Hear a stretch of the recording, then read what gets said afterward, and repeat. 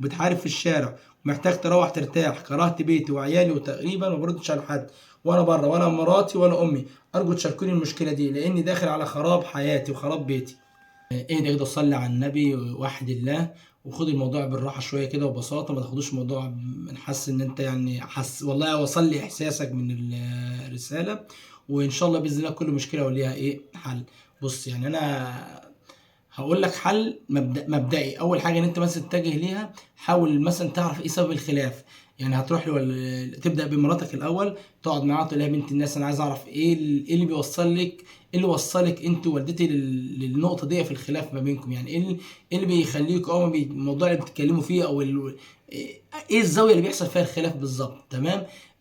دي نقطه. حاول تعرف ايه المواضيع اللي بيحصل فيها الخلاف والمواضيع الخلافيه ما بينهم. تمام.